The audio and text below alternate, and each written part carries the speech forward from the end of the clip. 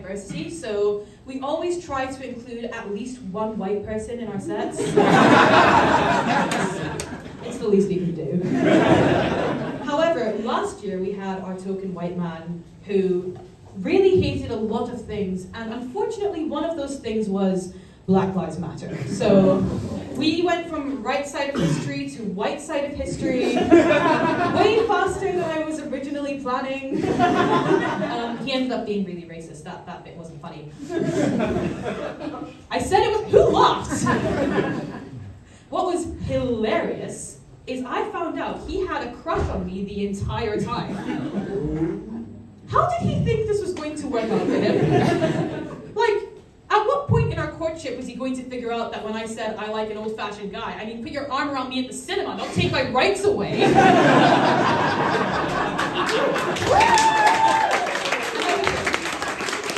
man obviously doesn't like people of color, so do you think he noticed? Does anyone want to tell him? Some of my more cynical friends said this is probably a fetish, you know? Racists really like the idea of a submissive, exotic Asian GF, which might be a good argument if I wasn't the furthest thing from graceful you could get. Like, I'm 5'9". My interests include activism and stand-up comedy. And I once got called clumsy by my own therapist. So when that argument falls apart, we are left with one final question. Do you have any idea how banging I must be for a racist to want to take me?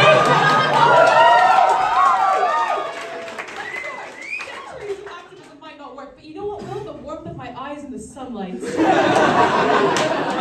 Because think about us dating, you know, going out to movies, South Asian restaurants, maybe even a protest because I'm scared to go alone, and bam. Suddenly, he's part of the social justice crowd he's loathed this whole time. All it takes is the prospect of overcooked Weird Al Yankovic over here touching his arm. And look at that, we've ended racism. So you can see why my guard is always up, right? I'm not safe anywhere, even in Zoom classes. I look in the corner of my screen and I see a girl in the bottom corner with a giant English flag on her wall. So she's either really into football or white nationalism. And I personally don't really want to take my chances. But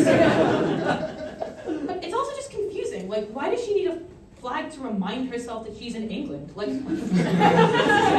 don't have a flag in my bedroom that says rock bottom. I already know.